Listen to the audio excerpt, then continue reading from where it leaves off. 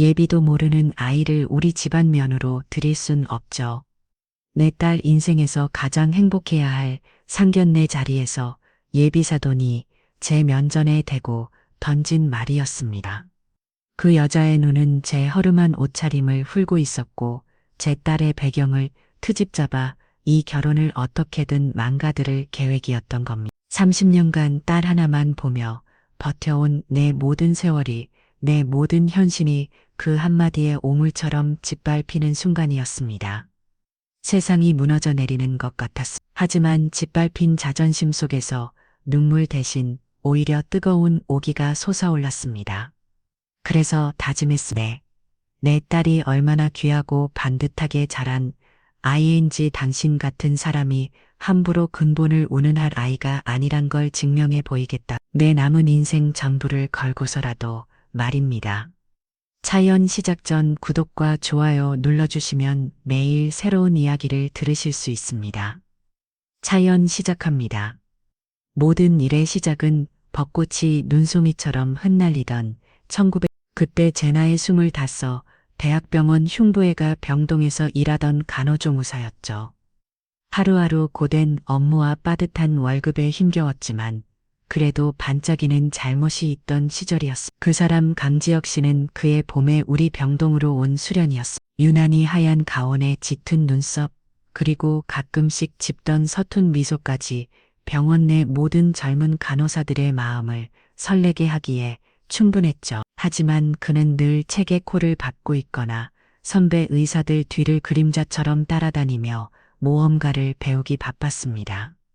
저와는 아무런 접점도 없을 것 같던 그 사람이 제게 처음 말을 걸어온 건 복도 끝자락에서였습니다. 제가 환자의 차트를 옮기다 발을 헛디기요. 와르르 넘어졌을 때 산더미 같던 서류더미 속에서 저를 일으켜준 것이 바로 그 사람이었습니다. 괜찮으세요, 이수연 선생님? 제 이름표를 보고 나지막이 불러주던 그 목소리. 저는 그 순간 심장이 콩하고 내려앉는 기분이었습니다. 엉망이 된 물골로 겨우 고개를 끄덕이자 그는 피시고 스며 헝클어진 제 머리를 아무렇지 않게 툭툭 털어줘 왔어. 그 무심한 다정함에 제 얼굴은 촌스럽게도 빨갛게 달아올랐죠. 그날 이후 우리는 병원 구석구석에서 자주 마주쳤습니다. 늦은 밤 당직실에서 컵라면으로 끼니를 때우던 제게 그가 다가와 자신의 몫이었던 김밥을 말없이 건네주기도 했고, 고된 수술을 마친 뒤 지친 얼굴로 자판기 커피 뽑아 마시던 제 옆에 나란히 서서 말없이 밤하늘을 봐주기도 했습니다. 우리의 연애는 그렇게 소리 없이 시작되었습니다. 사귀자는 흔한 말 한마디 없었지만 우리는 서로의 눈빛만으로도 모든 것을 알 수 있었어요. 병원 사람들의 눈을 피해 비상계단에서 몰래 손을 잡을 때의 짜릿함, 그의 하얀 가운 주머니에 작은 초콜릿 하나를 넣어두고 돌아서 덩기를 설레. 그 모든 순간이 제 25대를 눈부시게 채워주고 있었습니다.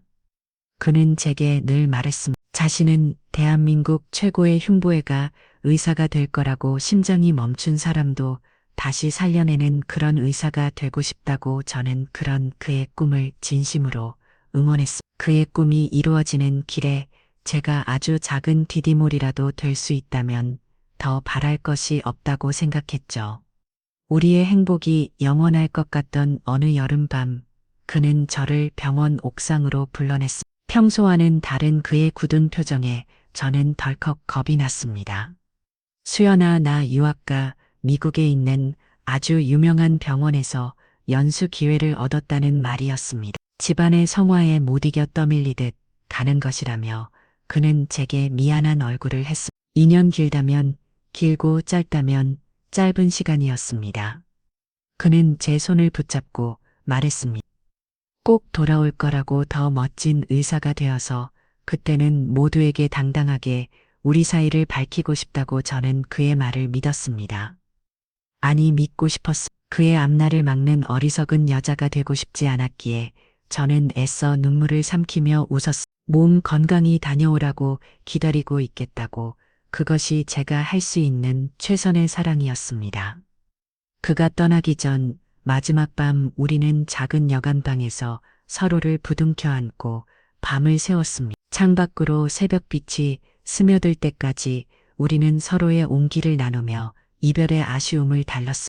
그것이 그와의 마지막 기억이 될 줄은 꿈에도 상상하지 못한 채 말입니다. 그가 떠나고 한 달이 지났을 무렵 제 몸에 이상이 생겼다는 걸 알았습니다. 자꾸만 속이 메스거리고 평소와는 다른 나른함이 계속되었죠. 설마 하는 마음에 찾아간 산부인과에서 저는 의사의 축하 인사를 받았습니다. 임신 6주차 세상이 하얗게 무너져 내리는 기분이었습니다. 기쁨보다는 두려움이 먼저 온몸을 휘감았습니다. 그의 아이를 가졌다는 벅찬도 잠시 저는 막막한 현실 앞에 서야 했습니다. 그에게 이 사실을 알려야 했지만 유학 생활에 막 적응하기 시작한 그에게 짐이 되고 싶지 않았습니다. 편지를 쓰고 지우기를 수십 번 결국 저는 그에게 아무 말도 하지 못했습니다. 시간은 속절없이 흘렀고 제 배는 점점 불러왔습니다. 병원 동료들의 수근거림과 차가운 시선을 견디지 못한 저는 결국 사직서를 내고 고향을 떠나 아무도 저를 모르는 서울의 작은 달동네에 방 한 칸을 얻었습니다. 그리고 그해 겨울 저는 눈 내리는 작은 산부인과에서 홀로 따라 일을 나왔습니다. 제 모든 것을 빼닮은 작고 예쁜 아이. 저는 아이의 이름을 지우라고 지었습니다. 그 사람의 성을 따서 강지호. 언젠가 아빠를 만나게 되면 아빠가 지어준 이름이라고 말해주고 싶어서였습니다. 그때부터 제 인생은 오롯이 지우를 위한 것이었습니다. 미혼모가 아이를 키우는 것은 상상 이상으로 처절했습니다. 낮에는 식당 주방에서 밤에는 빌딩 청소를 하며 닥치는 대로 돈을 벌었습니다. 하지만 제 손에 쥐어지는 돈은 늘 턱없이 부족했죠. 어느 날 고열에 시달리는 어린 지우를 업고 동네 병원으로 달려갔을 때가 생각납니다.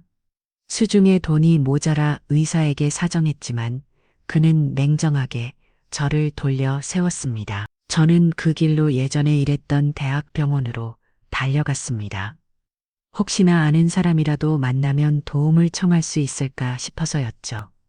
하지만 병원은 낯선 사람들로 가득했고 저는 차마 누구에게도 말을 걸지 못했습니다.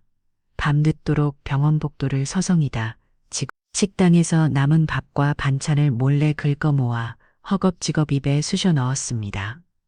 차가운 밥알을 씹으며 뜨거운 눈물이 뺨을 타고 흘러내렸습니다. 서러움과 비참함에 죽고 싶었지만 등 뒤에서 새근새근 잠든 지우의 숨소리에 저는 다시 이를 악물었습니다. 수연아, 여기서 무너지면 안 돼. 내 딸을 봐서라도 정신 차려야 해. 그날 이후 저는 더욱 독하게 살았습니다. 세상의 모든 멸시와 편견에 맞서 제 딸만큼은 누구보다 반듯하고 귀하게 키워내겠다고 다짐했습니다. 지우가 아빠 없이 자란다는 사실 때문에 손가락질 받게 하고 싶지 않았습니다. 그래서 더 엄하게 더 바르게 가르쳐 싶습니다. 신기하게도 지우는 제 속을 한 번도 썩이지 않고 참 착하게 잘 아주었습니다. 공부도 곧잘했고 늘 엄마를 위한 흔속 깊은 아이였죠. 지우가 의사가 되겠다고 했을 때 저는 가슴이 철렁했습니다. 그 사람과 같은 길을 겪겠다는 아이를 보며 끊어낼 수 없는 운명의 끈을 느꼈기 때문입니다. 저는 지우의 꿈을 위해 제 모든 것을 바쳤습니다. 밤낮으로 일해본 돈은 모두 지우의 학원비와 책값으로 들어갔습니다. 제 옷은 늘 시장에서 산 낡은 것들이었지만 지우에게만큼은 가장 좋은 것을 입히고 먹이고 싶었습니다. 그리고 마침내 지우는 보란 듯이 의사 국가고시 합격했습니다. 딸아이가 처음으로 하얀 의사가 오늘 입고 제 앞에 섰던 날 저는 아무 말도 하지 못하고 그저 눈물만 흘렸습니다. 제품에 안겨울던 작고 여리 나이가 이제는 아픈 사람들을 살리는 훌륭한 의사가 된 것입니다. 제 30년의 고생이 그 모든 서름이 한순간에 씻겨 내려가는 기분이었습니다. 엄마나 이제 엄마 고생 안 시켰게. 세상에서 제일 행복하게 해줄게. 딸의 그 말 한마디에 저는 세상을 다 가진 것 같았습니다. 더 이상 바랄 것이 없다고 생각했습니다. 오늘 저는 지우가 일하는 병원 로비에 앉아 있습니다. 퇴근하는 딸을 기다리는 길입니다. 창밖으로 보이는 병원의 풍경은 30년 전과 많이 달라졌지만 여전히 분주하고 활기가 넘칩니다. 잠시 후 저 멀리서 하얀 가운을 입은 지우가 동료들과 웃으며 걸어 나오는 것이 보입니다. 환하게 웃는 딸의 얼굴을 보고 있자니 제 입가에도 저절로 미소가 번집니다. 저 아이가 내 딸입니다. 내가 내 목숨보다 더 사랑하는 내 삶의 이유이자 전부입니다. 저렇게 훌륭하게 자라준 딸을 보란 듯이 세상에 내놓았으니 이제 정말 여한이 없습니다. 하지만 저는 아직 몰랐습니다. 제 딸의 그 눈부신 웃음 뒤에 제 인생을 송두리째 흔들어 놓을 거대한 폭풍이 몰려오고 있었다는 사실을 말입니다. 병원 로비를 나서 노리는 나란히 집으로 향했습니다. 해가 저물기 시작한 거리에는 맛있는 저녁 냄새가 가득했고 퇴근길 사람들의 활기찬 발걸음이 이어졌어요. 제 옆에서 조절조절 오늘 있었던 일들을 이야기하는 딸의 목소리를 들으며 저는 세상 가장 큰 부자가 된 듯 마음이 넉넉해졌습니다. 단칸방 월세살이지만 이렇게 훌륭한 딸이 곁에 있으니 남부러울 것이 없었습니다.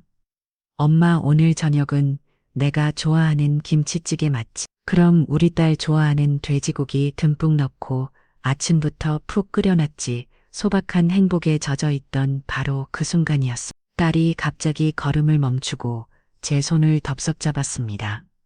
평소와는 다른 진지한 딸의 표정에 저도 덩달아 걸음을 멈췄어요. 엄마, 나 할 말 있어. 무슨 말인데 그렇게 심각한 얼굴을 하고 나 결혼하고 싶은 사람이 생겼어. 결혼 생각지도 못했던 단어였어. 늘 제품만의 어린 아이 것만 같았던 딸이 어느새 자라 자신의 짝을 만나 평생을 약속하고 싶다는 말을 하고 있었습니다. 가슴 한쪽이 서운하면서도 다른 한쪽에서는 뜨거운 것이 울컥 차올랐습니다. 누군데 어떤 사람이야? 같은 병원 의사야. 정영애가 최진우 선생님.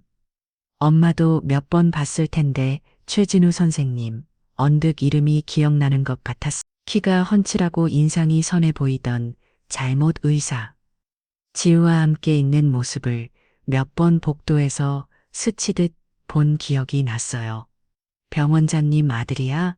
딸의 이어진 한마디에 제 심장은 아찔하게 벌컹 걸었습니다. 병원장 아들, 저와는 그리고 우리 모녀의 삶과는 전혀 다른 세상에 사는 사람이었습니다. 기쁨과 설렘으로 부풀어오던 제 마음. 한 구석에 차갑고 뾰족한 불안의 바늘이 콕 하고 바뀌는 기분이었습니다. 며칠 뒤 지우는 최진우 선생님을 집으로 데리고 왔습니다. 금세에 무너져 내릴 것 같은 낡은 빌라의 계단을 오르며 행여나 그가 우리 집의 초라한 모습에 실망할까봐 저는 내내 가슴을 초렸습니다. 비좁은 현관에 들어서는 그는 그러나 조금 더 원자는 기색 없이 환하게 웃으며 제게 90도로 허리를 숙였습니다. 처음 뵙겠습니다. 어머님, 최진우라고 합니다.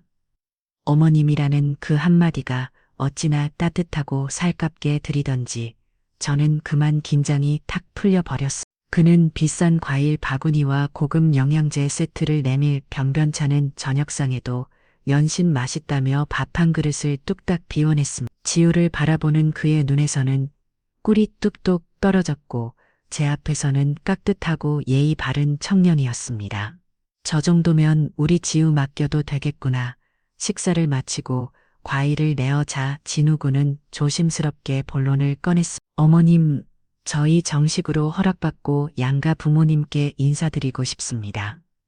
혹시 괜찮으시다면 다음 주 주말에 상견례 자리를 마련해도 될까요? 상견례, 올 것이 왔구나. 외면하고 있던 단어가 현실이 되어 눈앞에 다가왔습니다.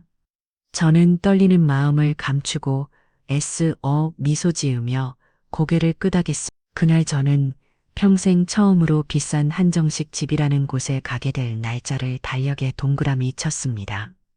그날 이후 제 마음은 하루에도 12번씩 천국과 지옥을 오갔습니다. 하나뿐인 딸이 좋은 짝을 만나 결혼을 한다니 더 없이 기쁜 일이었지만 병원장 집안이라는 그 엄청난 배경은 밤마다 저를 잠 못 들게 짓눌렀습니다. 내가 그 자리에 나가도 괜찮을까? 내 초란 행색이 우리 지우 얼굴에 먹칠을 하는 건 아닐까? 고민은 꼬리에 꼬리를 물고 이어졌습니다. 상견례 입고 가로장을 열어보았지만 변변한 외출복 하나 없었어요. 몇 년 전 시장에서 큰 맘먹고 산 낡은 정장이 전부였습니다. 그걸 입고 갔다가는 문전 박대를 당할지도 모른다는 끔찍한 상상이 들었습니다. 불안감은 점점 커져만 갔어요. 저는 어떻게든 그 집안에 대해 더 알아봐야겠다는 생각이 들었습니다. 지우에게 직접 물어볼 수는 없었어요. 딸에게 걱정을 끼치고 싶지 않았으니까요. 그래서 저는 제가 할 수 있는 유일한 방법을 택했습니다. 저는 병원 청소회를 그만둔 뒤에도 가끔씩 병원 근처의 부유한 동네에서 시간제 가사 도우미 일을 하고 있었습니다. 그들이 주고받는 이야기 속에는 제가 모르는 세상에 정보들이 가득했기 때문입니다.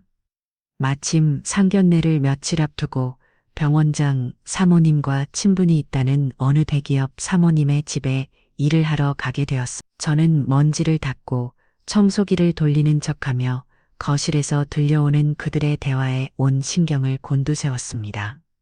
어머, 김 여사, 들었어? 한국병원 원장님, 백가드님이 곧 결혼한다며. 응, 나도 들었지. 상대가 같은 병원 의사라던데. 그런데 그 집 며느리감 아버지가 없다는 소문이 있더라. 홀어머니 밑에서 잘했대.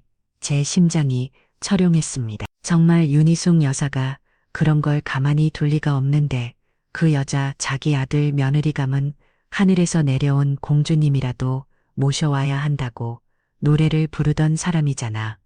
그러게 말이야. 지난번에 병원 자선 바자회 때 기억나? 어느 교수가 부인이 있고 노상표가 마음에 안 든다고 사람들 다 보는 앞에서 대놓고 망신을 줬다잖아. 근본 없는 것들은 오줌 능근 곳부터 티가 난다면서 얼마나 독하고 무서운 여자인데 그분이 자기 운전기사가 길을 한번 잘못 들었다고 한 달 월급을 전부 깎아버렸다는 말도 있어. 자기 눈밖에 나면 누구든 가차없는 사람이야. 그런 여자가 A, B 없는 며느리를 순순히 받아들인다고 말도 안 돼. 그들의 대화를 듣는 내내 제 등 뒤에서는 식은 땀이 흘러내렸습니다. 손과 발이 차갑게 식고 심장이 얼음장처럼 굳어버리는 것 같았어요. 윤희숙 예비사돈이 될지도 모르는 그 여자는 제가 상상했던 것 이상으로 훨씬 더 대단하고 무서운 사람이었습니다. 근본을 따지고 사람의 배경을 보고 대놓고 무시하는 사람. 그런 사람 앞에 제가 과연 설 수 있을까요? 그날 밤 저는 방에 돌아와 뜬 눈으로 밤을 지새웠습니다. 옷장문을 열고 유일한 정장을 꺼내 입어보았어요. 거울 속에 비친 제 모습은 너무나도 초라했어. 거친 노동으로 마디가 굵어진 손, 값싼 화장품으로 도 가려지지 않는 세월의 흔적 그리고 낡아서 군데군데 해진 옷. 이런 내가 어떻게 지우 엄마라고 나설 수 있을까? 한평생 제 자신을 위해 무언가를 가져본 적이 없었습니다. 늘 지우가 먼저였고 지우가 최우선이었어요. 그래서 제 모습을 돌볼게를 따위는 사치라고 생각했습니다. 그런데 지금 바로 그 초라한 제 모습이 내 딸의 앞길을 막는 가장 큰 걸림돌이 되리라는 사실을 깨님자 숨이 턱 막혀왔습니다. 이 결혼 안 된다고 해야 하나? 내가 여기서 포기하면 우리 지우는 상처받지 않아도 되는 거 아닐까? 끔찍한 생각이 머릿속을 헤집었습니다. 제가 사라져주는 것이 차라리 내 딸을 위한 길일지도 모른다는 생각까지 들었어요. 눈물이 비 오듯 쏟아졌습니다. 30년의 세월 동안 단 한 번도 후회한 적 없었던 제 삶이 처음으로 원망스럽고 후회스러웠습니다. 그때 방문이 조용히 열리고 지우가 제 곁으로 다가왔습니다. 제 어깨를 말없이 감싸 안는 딸의 품은 언제나처럼 따뜻했어요. 엄마 왜 울어?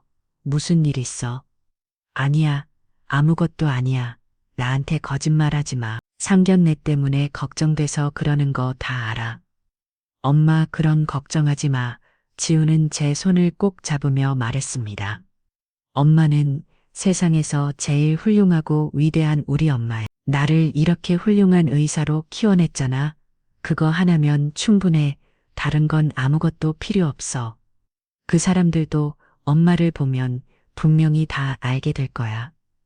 내가 얼마나 좋은 엄맘이 돼서 사랑받고 잘했는지. 딸의 말에 저는 차마 고개를 들 수 없었습니다. 저는 그저 딸의 품에 얼굴을 묻고 아이처럼 엉엉 울었어요. 괜찮다, 괜찮다. 속삭이는 딸의 위로에도 제 마음속 깊은 곳에서 피어오른 불안의 그림자는 쉬이 가시지 않았습니다. 달력에 그려진 붉은 동그라미 상견례 날짜가 하루하루 다가오고 있었습니다.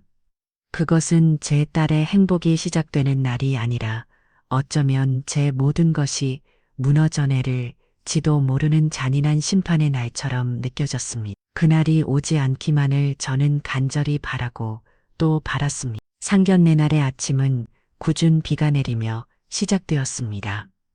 창문을 때리는 빗소리가 마치 제 불안한 심장 소리처럼 요란하게 들렸어요. 밤새 한숨도 자지 못한 저는 동이 트기도 전에 일어나 옷장 앞에 섰습니다. 그리고는 어제 저녁 딸아이가 제 손에 억지로 쥐어진 쇼핑백을 열어보았습니다. 엄마, 내가 엄마 주려고 첫 월급부터 모은 거야. 이번만큼은 내 성에 받아줘. 고급스러운 질감의 짙은 남색 원피스였습니다. 제 평생 한 번도 입어본 적 없는 그런 좋은 옷이었습니다. 딸의 따뜻한 마음이 고마워서 눈물이 핑 돌았지만 한편으로는 이런 비싼 옷이 제게 어울릴까, 옷만 동동 떠다니는 것처럼 보이지는 않을까 걱정이 앞섰습니다. 옷을 갈아입고 거울 앞에 선 제 모습은 어색하기 짝이 없었습니다. 낯선 옷을 빌려 입은 사람처럼 모든 것이 제 것이 아닌 것 같았어요. 주방으로 나가자 다른 제 모습을 보더니 환하게 웃으며 엄지를 치켜 세워 주었습니다. 와, 우리 엄마 진짜 예쁘다. 꼭 재벌 사모님 같아. 딸의 칭찬에도 제 마음은 무거운 돌덩이를 매단 듯 가라앉기만 했어. 약속 장소로 향하는 택시 안에서 저는 창밖만 하염없이 바라보았습니다. 비주기가 점점 거세지는 것이 마치 제 앞날을 예고하는 것만 같아 불길한 마음을 떨칠 수가 없었어요. 서울에서 가장 화려하다는 강남의 한정식집 앞에 도착했을 때 저는 저도 모르게 주눅이 들었습니다. 번쩍이는 건물과 정중하게 허리를 숙이는 직원들, 모든 것이 저와는 어울리지 않는 다른 세상의 풍경이었습니다. 딸의 손에 이끌려 들어간 방에는 중년의 부부가 먼저 와서 앉아 있었습니다. 온화한 인상에 값비싼 양복을 입은 남자분이 병원장님이셨고 그 옆에 고고한 자태로 앉아 있는 분이 바로 소문으로만 듣던 윤희숙 여사였습니다. 안녕하세요. 강지우 엄마 이수연입니다. 제가 먼저 고개를 숙여 인사를 건넸습니다. 병원장님은 자리에서 일어나 가볍게 목례를 했지만 윤희숙 여사는 앉은 자리에서 고개만 깔깔 뿐이었습니다. 그러고는 위아래로 저를 후서보는 그 시선 마치 값비싼 그림을 감정하듯 제 머리부터 발끝까지 꼼꼼하게 뜯어보는 그 눈빛에 저는 온몸의 피가 차갑게 식는 것 같았습니다. 자리에 앉자마자 숨막히는 정적이 흘렀습니다. 어색한 분위기를 깨기 위해 예비사위인 진우군이 애쓰말을 꺼냈지만 대화는 번번이 윤희숙 여사에 의해 끊기기 일쑤였습니다. 지우는 어릴 때부터 참 똑똑했나 봐요. 호르몬이 밑에서 의대까지 가기가 쉽지 않았을 텐데 칭찬인 듯 했지만 호르몬이라는 단어에 힘을 주어 말하는 그 말투에는 숨길 수 없는 가시가 박혀 있었습니다. 어머님께서 고생 많이 하셨겠어요. 여자 혼자 몸으로 자식 키우는 게 어디 보통 일인가요? 험한 일도 많이 하셨을 테고 험한 일, 그 말이 제 가슴을 후벼놨습니다. 식당 주방에서 공사판에서 남의 집 가사도 의미로 일했던 지난 세월이 주마등처럼 스쳐 지나갔습니다. 제 삶을 통째로 무시하고 격려라는 듯한 그 말투에 저는 입술을 깨물었지만 아무 대꾸도 할 수 없었습니다. 제 분노는, 제 억울함은 오롯이 딸의 앞길에 누가될 뿐이라는 것을 알았기 때문입니다. 음식이 하나 둘 나오기 시작했지만 저는 아무것도 넘길 수가 없었습니다. 모래알을 씹는 것처럼 모든 것이 쓰기만 느껴졌어요. 제 옆에서 딸아이가 안절부절 못하며 제 손을 잡아주는 것이 느껴졌지만 저는 차마 딸의 얼굴을 쳐다볼 용기가 나지 않았습니다. 시간이 흐를수록 윤희숙 여사의 공세는 더욱 노고를 적으로 변했습니다. 요즘 젊은 애들은 너무 쉽게 만나고 헤어져서 탈이야. 저희 집안은 대대로 근본 있는 집안 사람들하고만 연을 맺어왔어요. 사람의 뿌리라는 게 그래서 중요한 거거든. 안 그런가요? 사부인, 저를 향해 사부인이라고 부르면서도 그 눈은 저를 없는 사람 취급하고 있었습니다. 저는 그저 고개를 숙인 채 이 끔찍한 시간이 빨리 지나가기만을 바랄 뿐이었습니다. 그리고 마침내 그 순간이 오고야 말았습니다. 윤희숙 여사는 들고 있던 차잔을 탁 소리가 나게 내려놓더니 싸늘한 목소리로 제게 말했습니다. 아니, 그 자리에 있는 모두에게 선언했습니다. 결론부터 말씀드리죠. 이 결혼 저는 반대입니다. 진우군과 딸의 얼굴이 하얗게 질렸습니다. 병 원장님은 곤란한 듯 헛기침을 했어요. 아니, 여보, 그게 무슨 말이요? 당신은 가만히 있어요. 이건 우리 집안의 명예가 걸린 일이니까. 윤희숙 여사는 차갑게 남편의 말을 자르고 다시 제게로 시선을 돌렸습니다. 그 눈빛은 이제 동정심조차 거둔 완벽한 격렬 그 자체였습니다. 이수연 씨라고 했나요? 따님을 훌륭하게 키우신 건 인정해요. 하지만 그걸로 끝입니다. 저희 집안은 근본도 모르는 아이를 며느리로 이로 들릴 수 없습니다. 근본, 또다시 그 단어가 제 심장을 찔렀습니다. 솔직히 말해봐요. 내 아버지는 누구입니까? 이름도 얼굴도 모르는 남자와 하룻밤 실수로 나온 아이는 아니겠죠? 어머니 진우군이 소리치며 자리에서 벌떡 일어났지만 윤희숙 여사는 눈 하나 깜짝하지 않았습니다. 그리고는 제 숨통을 완전히 끊어버릴 마지막 한마디를 내뱉었습니다. 애비도 모르는 아이를 우리 집안 며느리로 들릴 순 없죠. 세상의 모든 소리가 한순간에 멎는 것 같았습니다. 귀가 윙윙 울리고 눈앞이 아찔하게 흔들렸습니다. 고개를 들어 따라 이를 보았습니다. 금방이라도 눈물을 터뜨릴 것 같은 얼굴로 하얗게 질려 저를 바라보고 있었습니다. 내 딸, 내가 목숨처럼 지켜온 내 새끼, 내 모든 것인 내 딸이 지금 내 눈앞에서 세상 가장 잔인한 말로 난 도질당하고 있었습니다. 바로 그때였습니다. 수치심과 분노로 온몸이 떨려 아무것도 할 수 없던 바로 그 순간 스르용 마이너스 우리가 있던 방에 미다 지문이 소리 없이 열렸습니다. 모두의 시선이 자연스럽게 문 쪽으로 향했습니다. 약속되지 않은 불청객, 늦게 도착한 직원인가 싶었습니다. 하지만 문 앞에 서 있는 사람은 직원이 아니었습니다. 흠잡을 데 없이 딱 떨어지는 고급 정장 차림에 세월의 깊이가 느껴지는 중후함. 하지만 그 얼굴은, 그 눈빛은 제가 지난 30년간 단 하루도 잊어본 적 없는 바로 그 모습이었습니다. 조금 더 나이 들고 조금 더 단단해졌지만 틀림없었습니다. 내 25의 모든 것이었던 사람, 내 딸 지우의 아버지 강지혁, 그 사람이었습니다. 내 숨이 멎는 것과 동시에 방 안의 공기도 함께 얼어붙는 것 같았습니다. 30년이라는 세월이 흘렀지만 한눈에 알아볼 수 있었습니다. 제 청춘의 모든 페이지를 장식했던 단 한 사람, 제 딸의 아버지. 하지만 다른 사람들은 저와 다른 의미로 그를 알아보고 있었습니다. 제 맞은편에 앉아있던 병 원장님이 의자에서 튕겨나가듯 벌떡 일어났습니다. 조금 전까지 저를 향해 훈기에 아듯 내려다보던 그 오만한 얼굴은 온데 간대엽고 당황과 경외가 뒤섞인 표정으로 허리를 숙였습니다. 아니, 강 교수님께서 여기까지 어쩐 일로 연락이라도 주셨으면 저희가 마중을 나갔을 텐데. 강 교수님, 그 호칭에 제 옆에 앉아있던 예비 사위 진우군의 얼굴도 새하얗게 질렸습니다.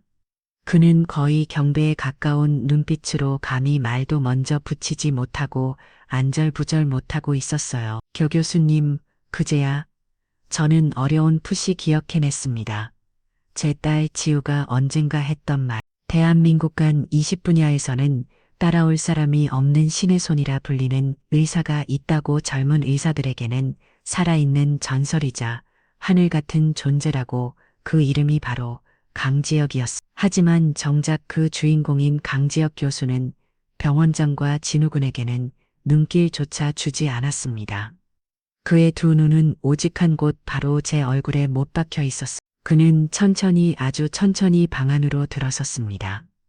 한 걸음 한 걸음 내디딜 때마다 제 심장은 발소리에 맞춰 콩콩 하고 울리는 것 같았어요. 그의 시선이 제 얼굴을 지나 넋이 나간 채 앉아있는 지우의 귀로 향했습니다. 그는 지우의 얼굴을 한참 동안 들여다보았습니다. 그 눈빛 속에는 수만 가지 감정이 스쳐 지나가는 것 같았어요.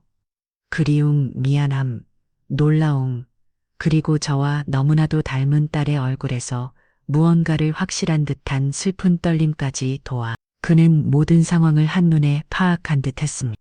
밥이 싼 음식값에서 아무것도 먹지 못한 채 굳어있는 우리 모녀와 그 맞은편에서 오만하게 앉아있는 윤희숙 여사의 모습을 번갈아 보더니 이내 싸늘하게 굳은 얼굴로 입을 열었습니다. 여기서 지금 뭐라고 계셨던 겁니까? 그의 목소리는 낮고 조용했지만 그 안에는 강철 같은 힘이 실려 있었습니다. 질문의 대상은 명확히 윤희숙 여사를 향하고 있었죠. 상황을 파악하지 못한 윤희숙 여사가 유일하게 뻑뻑한 자세를 유지한 채 입을 열었습니다. 아이고, 강 교수님이셨군요. 저희 아들 상견례 자리인데 인사가 늦었습니다. 그런데 여긴 어쩐 일로 제가 묻는 말이나 대답하시죠. 사모님, 강지혁의 목소리가 칼날처럼 그녀의 말을 베어냈습니다. 제가 오기 전에 여기서 무슨 말이 오갔는지 묻고 있습니다. 그제야 윤희숙 여사의 얼굴에 당혹감이 스쳤습니다. 하지만 여전히 이 상황의 본질을 깨닫지 못한 그녀는 자신의 권위를 과시하려는 듯 헛기침을 하며 말했습니다. 뭐 별 얘기는 아니었습니다. 그냥 집안의 어른으로서 결혼을 앞둔 아이들에게 근본이 얼마나 중요한지에 대해 가르치고 있었을 뿐입니다. 요즘 잘못 것들이 뭘 알겠습니까? 근본 그 단어가 다시 한번 강지혁의 귀전을 때렸습니다. 그의 미간이 꿈틀하며 좁혀졌습니다. 그는 천천히 윤희숙 여사에게로 고개를 돌리고 믿을 수 없다는 듯 되물었습니다. 방금 뭐라고 하셨습니까? 아니 제 말은 요즘 애들이 워낙 아대 없는 자식처럼 제 맛대로 굳은 경우가 많아서 거기까지였습니다. 윤희숙 여사가 자신의 무덤을 파는 말을 끝내기도 전에 강지혁이 나지 마귀하지만 방 안의 모든 것을 얼려버릴 만큼 차가운 목소리로 말했습니다. 그 안문 자식이라는 게 혹시 제 딸을 두고 하는 말입니까? 정작 모든 것이 멈췄습니다. 병원장님의 입이 떡 벌어졌고 진우군은 거의 숨을 쉬지 못하는 것처럼 보였습니다. 그리고 윤희숙 여사, 그녀의 얼굴이 천천히 아주 천천히 하얀색을 넘어 거의 파란색에 가깝게 질려가는 전 과정을 저는 바로 앞에서 목격했습니다. 오만과 자신감으로 가득 찼던 그 얼굴이 불신과 공포 그리고 절망으로 무너져내는 그 순간을요. 네네, 그게 무슨 말씀이세요? 교수님, 못 알아들으셨습니까? 강지혁이 제 옆 지우의 곁으로 다가와 섰습니다. 그리고는 떨리는 손을 들어 차마 만지지는 못하고 지우의 머리카락 위를 맴돌았습니다. 이 아이가 사모님께서 방금 근본도 모르는 애비 없는 자식이라고 모욕하신 이 아이가 바로 제 딸 강지우입니다. 와, 르르, 무언가 무너져내는 소리가 들리는 듯 했습니다. 윤희숙 여사의 세상이 무너지는 소리였을 겁니다. 그녀는 잠시 숨을 고르는 듯 하더니 이내 자리를 박차고 일어나 제게로 다가왔습니다. 조금 전까지의 그 고고한 모습은 흔적도 없이 사라지고 금방이라도 울음을 터뜨릴 것 같은 얼굴로 제 손을 잡으려 했습니다. 아이고, 저기 안사, 돈, 제가 정말 사람을 못 알아뵙고 제가 죽을 지를 지었습니다. 저는 정말 몰랐습니다. 강 교수님의 딸이 민주 알았더라면 제가 어찌 감히 그런 말을 안 사돈 몇 분 전까지만 해도 이수연 씨라며 하대하던 입에서 이제는 저를 받들어 모시기라도 할 듯 다급하게 호칭을 바꾸는 모습이 역겹기 짝이 없었습니다. 어머님 지금 뭐 하시는 거예요? 네, 이놈 넌 입 다물어 이 모든 게 다 너 때문이야. 윤희숙 여사는 아들인 진우 군에게 악을 쓰다가 다시 병원장님에게 매달렸습니다. 여보, 어떻게 좀 해봐요. 강 교수님께 말씀 좀 잘 드려봐요. 우리 진우 앞으로 강 교수님 밑에서 배워야 할 게 얼마나 많은데 여기서 찍히면 우리 진우 인생은 끝장이라고요. 그제야 모든 퍼즐이 맞춰졌습니다. 왜 저들이 강지역 앞에서 벌벌 떠는지, 왜 저토록 비교락에 태세를 전환하는지 아들의 장례 병원에서 입지 그 모든 것이 강지역의 손에 달려 있었던 겁니다. 하지만 강지역은 그들의 아비규환에는 아무런 관심도 없다는 듯 오직 저와 지우만 바라보고 있었습니다. 그의 눈에는 30년의 세월을 뛰어넘는 깊은 회한과 미안함이 담겨 있었습니다. 수연함이 미안하다. 내가 너무 늦었다. 그 한마디에 제 눈에서 결국 참았던 눈물이 줄을 흘러내렸습니다. 억울해서도 분해서도 아니었습니다. 서로 어서도 깊어서도 아니었습니다. 그저 그냥 말로 설명할 수 없는 감정이었습니다. 30년 전 저를 떠났던 그 사람이 제 인생에서 가장 비참하고 끔찍한 이 순간에 마치 하늘에서 내려온 동화줄처럼 제 앞에 서 있었습니다. 이 상황이 현실인지 꿈인지 분간이 되지 않았습니다. 30년 만에 나타난 그 사람이 지옥 같던 이 자리에서 저를 구해준 걸까요? 아니면 제가 감당할 수 없는 더 큰 폭풍 속으로 저를 밀어넣은 걸까요? 저는 그저 하염없이 흘러내리는 눈물을 닦아낼 생각도 못한 채 낯설고도 익숙한 그의 얼굴만 멍하니 바라볼 뿐이었습니다. 저는 그저 하염없이 흘러내리는 눈물을 닦아낼 생각도 못한 채 낯설고도 익숙한 그의 얼굴만 멍하니 바라볼 뿐이었습니다. 제 귀에는 아무것도 들리지 않았어요. 제 손을 붙잡고 안사돈을 외치며 용서를 비는 윤희숙 여사의 목소리도 어쩔 줄 몰라 하며 강 교수님만 연발하는 병원장님의 목소리도 그저 머고 먼 세상의 소음처럼 느껴졌습니다. 그때 제 앞에 서 있던 강지혁이 움직였습니다. 그는 저와 딸에게 고정했던 시선을 돌려 방안을 아수라장으로 만들고 있는 병원장 부부를 향해 싸늘하게 말했습니다. 오늘은 이만 돌아가시죠. 그의 목소리에는 어떤 감정도 실려 있지 않았지만 그 선을 암은 듣는 사람의 뼈속까지 파고드는 듯 했습니다. 더 이상 이 자리에서 제 가족에게 무례를 범하는 것은 용납하지 않겠습니다. 제 가족 그 색을 자가 제 심장에 무겁게 내려앉았습니다. 강지혁은 병원장 부부에게 더는 눈길도 주지 않은 채 제게로 한 걸음 다가왔습니다. 그리고는 30년 전 그랬던 것처럼 다정하고 조심스러운 목소리로 제게 말했어요. 수연아, 여기서 이러지 말고 우선 나가자. 지휘도 많이 놀랐을 테니 자리를 옮겨서 얘기 좀 하자. 그는 자연스럽게 제 어깨를 감싸려다 옴질하며 손을 거두었습니다. 그 짧은 순간의 망설임 속에서 그와 저 사이에 흘러버린 30년이라는 아득한 세월의 무게가 느껴졌습니다. 저는 아무 말 없이 그저 인형처럼 고개를 끄덕였습니다. 제 옆에 있던 딸 지휘 역시 큰 충격 속에서도 묵묵히 제 손을 잡아 주었습니다. 강지혁은 우리 모녀를 데리고 그 지옥 같던 방을 나왔습니다. 복도를 지나는 내내 그는 혹시라도 제가 쓰러질까봐 반 발짝 뒤에서 저를 그림자처럼 따라왔습니다. 저희가 떠난 방 안에서는 여전히 윤희숙 여사의 울부짖는 소리가 희미하게 들려오는 듯 했습니다. 우리가 도착한 곳은 그 한정식집 가장 위층에 있는 조용한 룸이었습니다. 창밖으로 서울의 야경이 화려하게 펼쳐져 있었지만 제 눈에는 아무것도 들어오지 않았습니다. 어색한 침묵 속에서 우리 세 사람은 마주보고 앉았습니다. 무엇부터 물어야 할지, 어디서부터 이야기를 시작해야 할지 아무도 입을 떼지 못했습니다. 먼저 침묵을 낸 것은 강지혁이었습니다. 그는 두 손을 모아 깍지를 긴 채 한참을 망설이다가 어렵게 입을 열었습니다. 우선 미안하다는 말부터 해야겠지. 수연아, 그리고 지우야.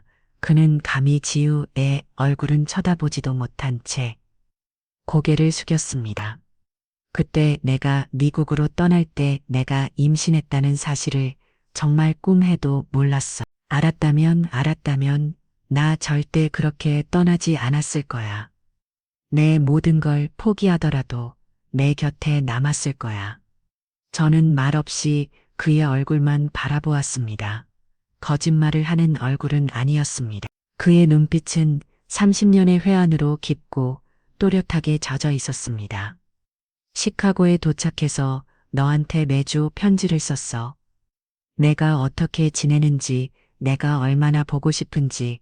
하지만 이상했지.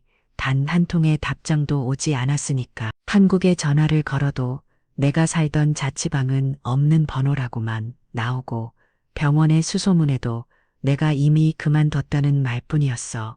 그의 목소리가 가늘게 떨려왔습니다. 나는 내가 마음이 변한 줄로만 알아. 내가 없는 사이에 좋은 사람이라도 만나서 나를 잊기로 결심한 줄로만 알았어. 바보같이, 정말 바보같이 그렇게 마음 믿었어. 2년의 연수 기간이 끝나고 한국으로 돌아오자마자 너를 찾아다녔어. 하지만 넌 어디에도 없었지. 내가 알던 너의 흔적은 대한민국 어디에도 남아있지 않았어. 한참의 시간이 흐른 뒤에야 알게 됐어. 당시 완고하셨던 우리 아버지가 내가 너한테 보냈던 편지들을 중간에서 전부 가로채고 내가 나한테 보냈던 편지들도 전부 불태워버렸다는 걸 저는 그만 숨을 호흡하고 들이켰습니다.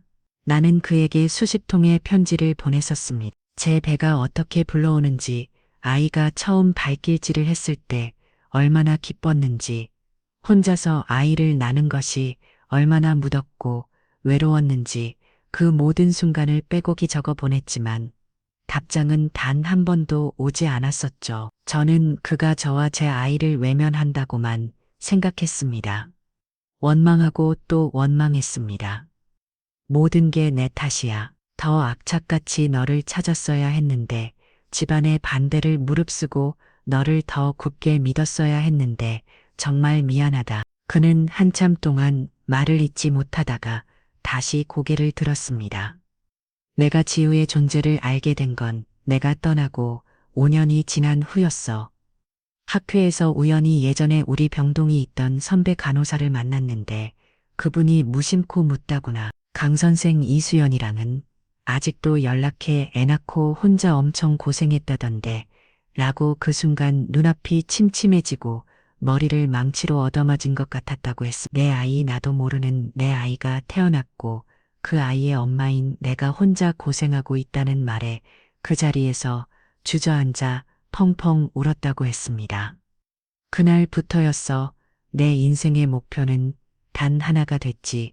너와 내 딸을 찾는 것. 대한민국 최고의 의사가 되면, 더 높은 자리에 올라가면, 내 이름이 더 널리 알려지면 언젠가 너도 내 소식을 듣고 연락해 주지 않을까 하는 멍청한 희망 하나로 여기까지 버텨왔어. 그는 병원을 옮길 때마다 혹시나 하는 마음의 환자 기록부터 신입 직원 명단까지 뒤져보았다고 했습니다. 하지만 제 이름은 어디에도 없었죠. 제가 성을 가히고 숨어버렸을 거라는 생각은 하지 못한 채 그는 그렇게 수십 년을 허공에 삽질하듯 저를 찾아 헤맸던 겁니다. 그러다 일주일 전이었어. 우리 병원 신입 의사 명단에서 강지우라는 이름을 발견했지. 설마 하면서도 심장이 미친 듯이 뛰었어. 보호자 기록을 확인했고 거기에 뭐 이수연이라고 적긴 색을 자를 보는 순간 나는 그 자리에 얼어붙었어. 내가 너희를 찾았구나. 그는 떨리는 목소리로 말을 이었습니다. 바로 너희를 찾아가고 싶었지만 용기가 나지 않았다. 30년 만에 불쑥 나타나서 내가 아버지라고 말하면 너희가 나를 받아줄 가나를 원망하고 있지는 않을까. 무슨 말부터 해야 할지 며칠을 밤새 고민만 했어. 그러다 오늘 병원장 비서에게서 연락을 받았어. 최진우 선생 상견례가 얘가 있다고 상대가 강지우 선생이라는 말을 듣고 나는 앞뒤 가릴 것 없이 이리로 달려왔다. 혹시라도 내가 우리 지우가 나 때문에 상처받는 일이 생길까봐, 좋지 않은 소리를 듣게 될까봐 그게 무서워서 염치불구하고 달려온 거야. 그의 긴 고백이 끝났습니다. 방 안에는 다시 무거운 침묵이 내려앉았습니다. 30년이라는 오해의 벽이 그의 고백 한마디 한마디에 조각처럼 부서져 내리고 있었습니다. 원망으로 가득 찼던 제 마음 한구석에서 그를 향한 연민과 안타까움이 스물스물 피어올랐습니다. 하지만 그렇다고 해서 제 30년의 세월이 보상받는 것은 아니었습니다. 그가 없던 시간 동안 제가 홀로 감내야 했던 눈물과 서름이 사라지는 것도 아니었죠. 저는 복잡한 심경으로 그저 그를 바라보기만 했습니다. 그때까지 한마디도 없이 모든 이야기를 듣고만 있던 제 딸 지우가 조용히 입을 열었습니다. 이유는 강지혁을 향해 말하지 않았습니다. 오직 저를 보며 제 손을 잡으며 말했어요. 엄마 집에 가자. 그 한마디였습니다. 더 묻지도 따지지도 않았습니다. 그저 이 모든 상황에 지쳐버린 엄마를 집으로 데려가고 싶다는 그 마음 하나뿐이었습니다. 저는 딸의 말에 홀린 듯 자리에서 일어났습니다. 수연아, 지우야. 잠깐만. 강지혁이 다급하게 우리를 붙잡았지만 저는 돌아보지 않았습니다. 지금은 그 어떤 말도 더 듣고 싶지 않았습니다. 제 머릿속이, 제 마음이 너무나도 복잡했습니다. 방을 나서기 전 저는 마지막으로 그를 돌아보았습니다. 그는 어쩔 줄 몰래 하는 얼굴로 상처받은 아이처럼 그 자리에 오드커니 서 있었습니다. 그 모습을 보니 또 다시 가슴 한쪽이 아려왔습니다. 이곳으로 끝인 걸까요? 아니면 이제부터가 진짜 시작인 걸까요? 저는 아무런 답도 내리지 못한 채 딸의 손에 이끌려 그곳을 빠져나왔습니다. 택시를 타고 집으로 돌아오는 내내 저와 지우 사이에는 무거운 침묵만이 흘렀습니다. 창밖의 풍경은 쉴 새 없이 변하고 있었지만 제 시간은 30년 전 그와 마지막 밤을 보냈던 그 여관, 방에, 그리고 방금 전 그가 서 있던 그 한정식 집룸 안에 멈춰버린 듯 했습니다. 집에 도착해 젖은 옷을 갈아입고 우리는 말없이 식탁에 마주 앉았습니다. 지우는 따뜻한 차 한 잔을 제 앞에 놓아주었지만 저는 그저 차인만 내려다 볼 뿐이었습니다. 제 머릿속은 온통 뒤죽박죽이었습니다. 그의 고백이 사실을 다가오는 것입니다. 정말로 아버지가 편지를 가로챈 걸까? 정말로 나를 평생 찾아 헤맨 걸까? 믿고 싶었지만 지난 30년간 제 가슴속에 응어리 져 있던 원망과 배신감은 그리 쉽게 사라지지 않았습니다. 그렇다고 해서 뭐가 달라지는데 내가 깨고 싶었지만 그 모진 세월이 눈물로 밤을 지새웠던 그 수많은 밤이 없던 일이 되는 건 아니잖아. 마음속에서 차가운 목소리가 계속해서 저를 질척했습니다. 그때 제 낡은 휴대폰이 짧게 울렸습니다. 화면에는 알 수 없는 번호라고 떠 있었어요. 망설이다 홀린 듯 메시지함을 열었습니다. 수연아, 나 강지혁이야. 무사히 들어갔니? 많이 놀랐을 텐데 오늘은 푹 쉬어. 그리고 다시 한 번만 제대로 얘기할 기회를 줬으면 좋겠다. 그의 문자였습니다. 제 이름을 부른다. 제 심장이 다시 한번 철이 내려앉았습니다. 저는 답장을 보내지 못했습니다. 그저 화면만 껐다 켰다를 반복할 뿐이었죠. 다음 날 아침 충충분 제 눈을 본 지우가 조심스럽게 물었습니다. 엄마, 어젯밤에 그날에 있던 거 잊지 못했습니다. 충분 제 눈을 본 지우가 조심스럽게 물었습니다. 엄마, 어젯밤에 그 사람 이야기 엄마는 어떻게 생각해? 뭘 어떻게 생각해야 할지 엄마는 정말 하나도 모르겠어. 그럼 그 사람이 미워? 미움? 그 한 단어로 제 감정을 설명할 수는 없었습니다. 미웠습니다. 저를 이렇게 힘든 세상에 홀로 남겨둔 그가 미치도록 미웠습니다. 하지만 동시에 30년의 세월을 후회와 그리움으로 살았다는 그의 고백에 가슴 한쪽이 아려왔습니다. 미치 왜 안 믿겠어? 그런데 불쌍하기도 해.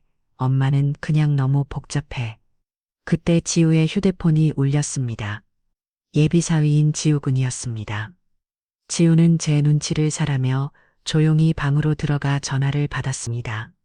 한참 동안 통화를 하던 지우는 잠시 후 복잡한 표정으로 방에서 나왔습니다. 엄마, 지우 씨가 자기 어머니 대신이라고 정말 죄송하다고 계속 사과해. 그리고 강지혁 교수님에 대해서도 얘기해줬어. 지우는 잠시 말을 고르더니 어렵게 입을 열었습니다. 우리 병원에서 강지혁 교수님 살아있는 전설 같은 분이시래. 실력도 실력이지만 평생 독신으로 결혼도 안 하고 오직 연구랑 수술에만 매달리며 살아오신 분으로 유명하대. 어떤 재벌 집안이나 정계의 정략 결혼 제안도 전부 다 거절했다는 말도 있고 결혼을 안 했다고요? 평생을 혼자 살았다고요? 저는 제 귀를 의심했습니다. 저를 잊고 다른 여자와 결혼해서 아이 낳고 잘 살고 있을 거라고 그렇게만 생각했는데 단 한 번도 그가 혼자일 거라고는 상상해 본 적이 없었습니다. 그날 오후 저는 시장에 장을 보러 가는 척 집을 나섰습니다. 하지만 제 발걸음은 시장이 아닌 한강공원으로 향하고 있었어요. 강가에 놓인 벤치에 앉아 흐르는 강물을 멍하니 바라보았습니다. 그의 말이 지우가 전해준 말이 제 머릿속을 떠나지 않았습니다. 정말 나 때문에, 우리 때문에 평생을 혼자 산 걸까?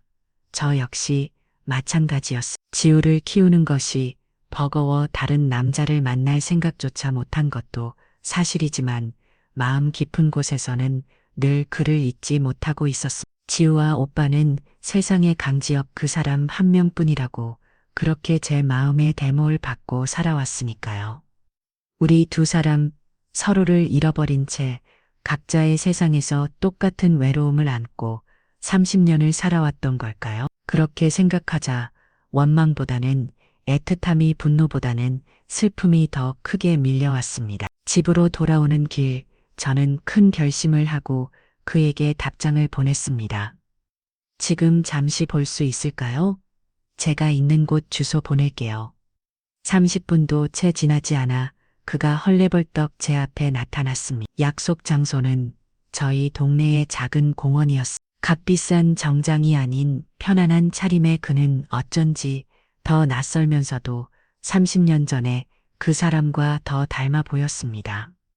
우리는 말없이 공원 벤치에 나란히 앉았습니다. 아이들의 웃음소리와 바람소리만이 우리 사이에 어색한 침묵을 채워주고 있었어요. 한참의 시간이 흐른 뒤 제가 먼저 입을 열었습니다. 정말 결혼 안 했어요? 30년 동안 어떻게? 제 질문에 그는 씁쓸하게 웃으며 고개를 끄덕였습니다. 내가 없는데 어떻게 해? 내 아내 자리는 처음부터 내 것이었으니까 다른 사람을 만나보려고도 했지, 잊어보려고도 했고, 그런데 안 되더라. 어디 가도 내가 보이고 누굴 만나도 너랑 비교하게 되는데 그건 상대방에게도 못할 짓이잖아.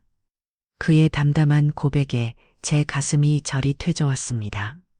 나는 너와 내 아이를 찾기 전까지는 내 인생에 다른 행복은 없다고 생각했어. 그래서 앞만 보고 달렸지.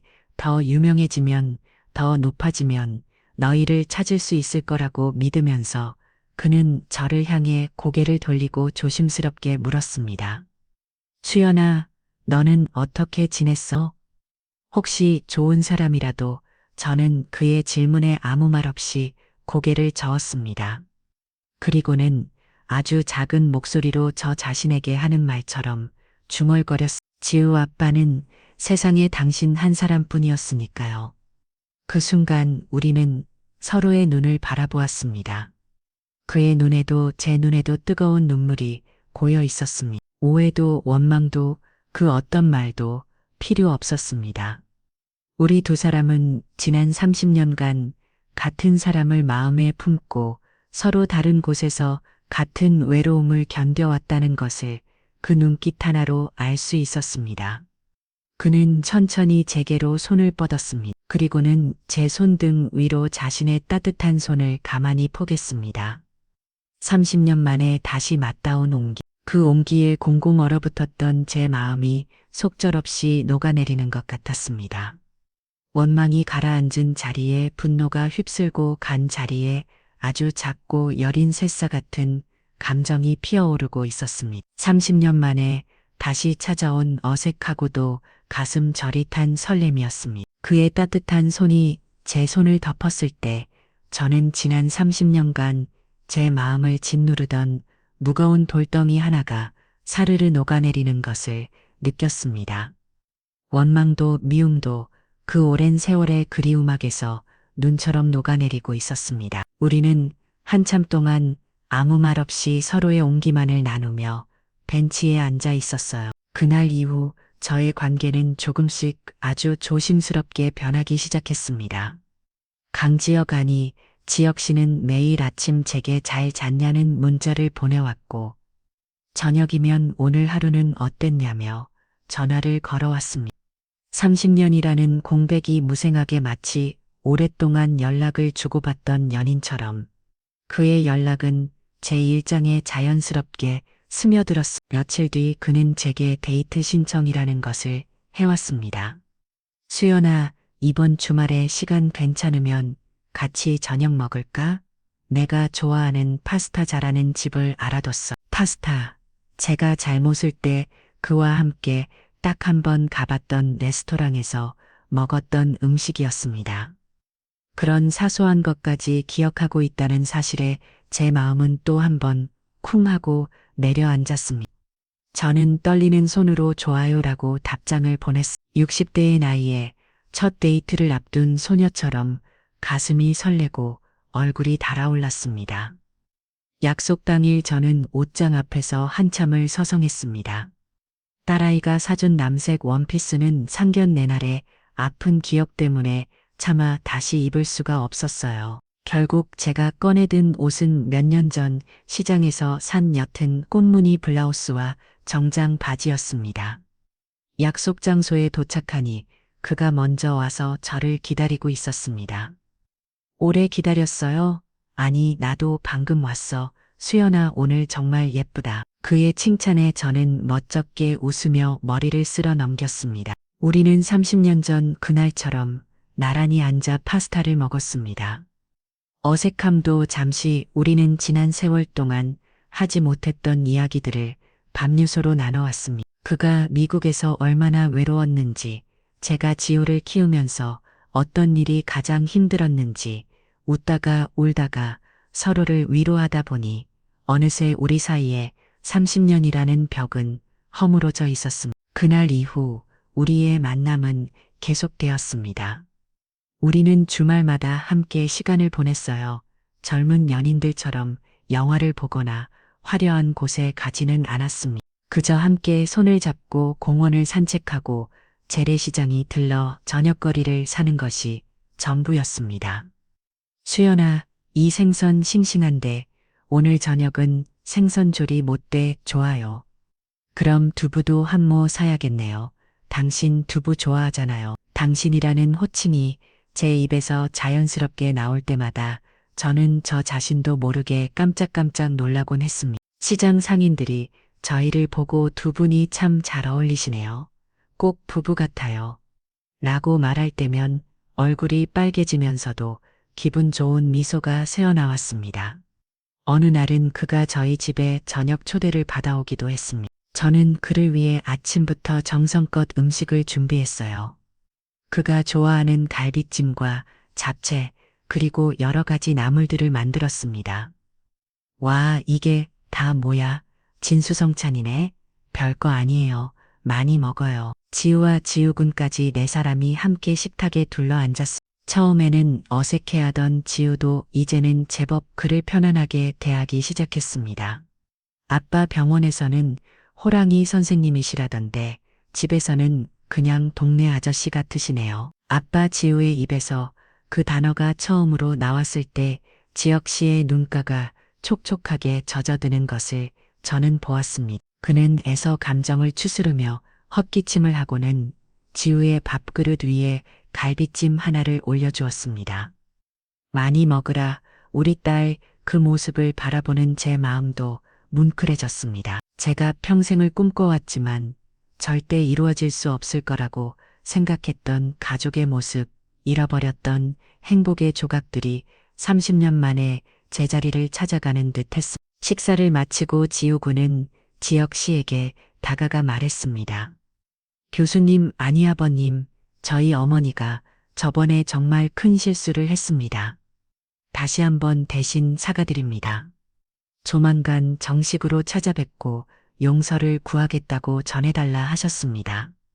됐네, 자네 어머니 마음도 이해는 하네.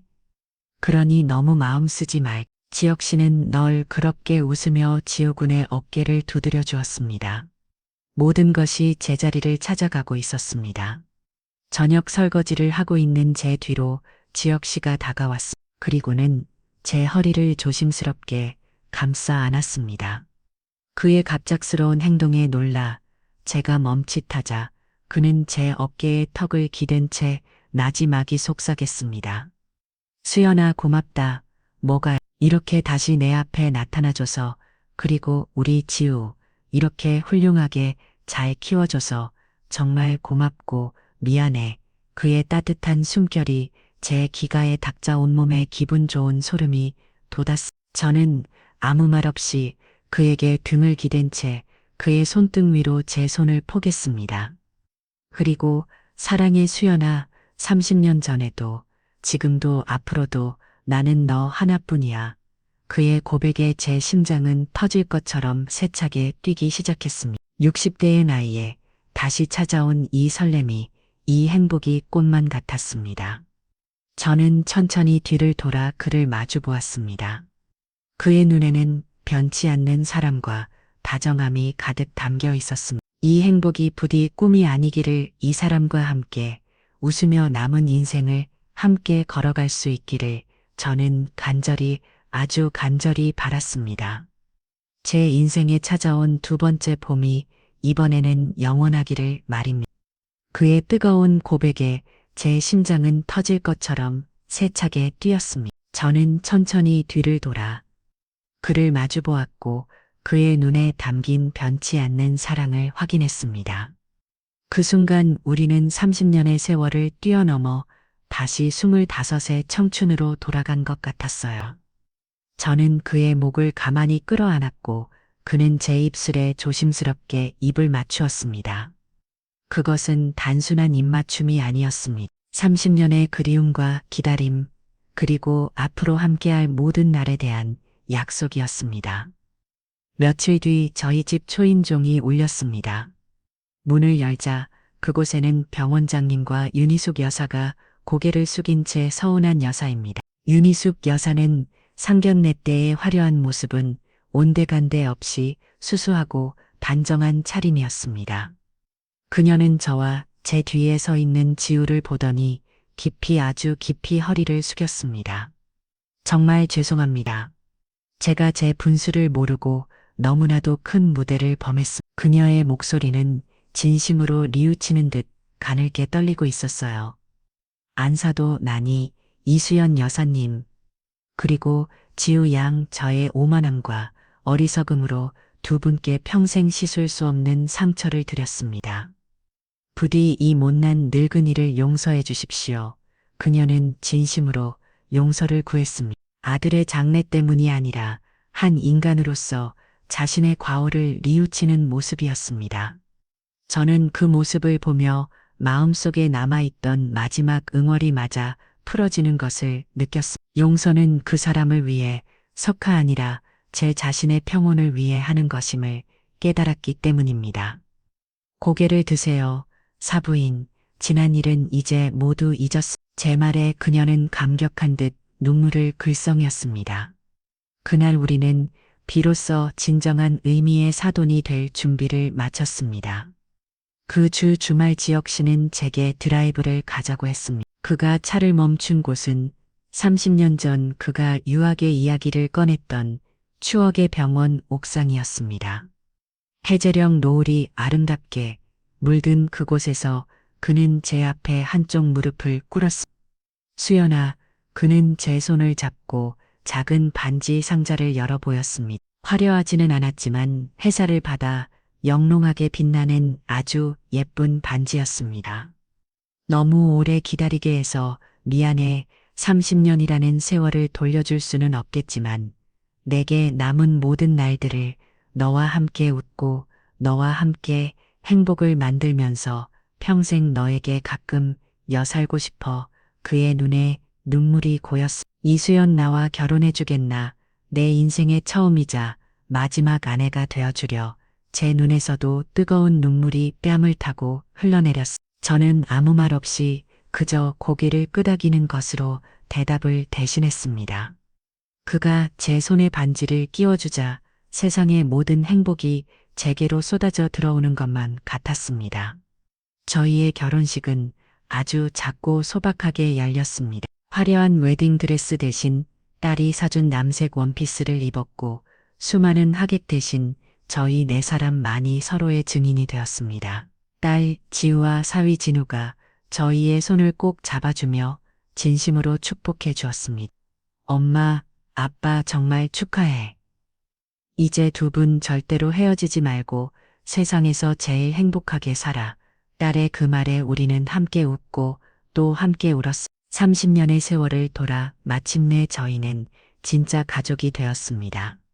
시간이 흘러 저희는 다만 정원이 있는 작은 집으로 이사를 했습니다. 저는 아침마다 정원의 꽃에 물을 주고 그는 제 곁에서 신문을 읽으며 커피를 마십니다. 평범하기 그지없는 일상이지만 제게는 하루하루가 기적 같고 선물 같습니다. 가끔 우리는 낡은 앨범을 펼쳐보고 납니다.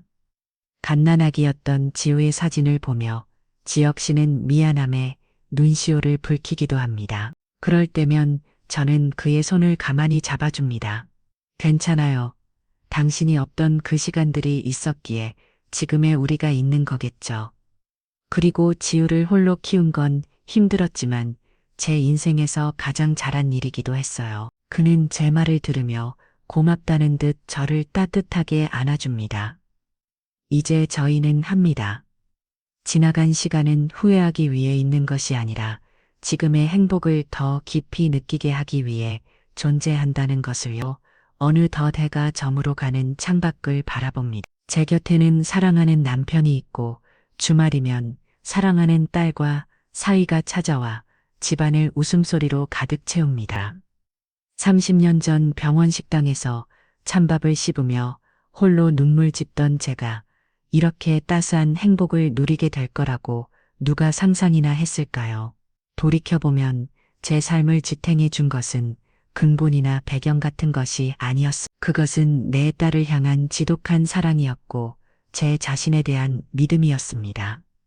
세상이 저를 어떻게 보든 저는 제 삶의 방식을 포기하지 않았습니다.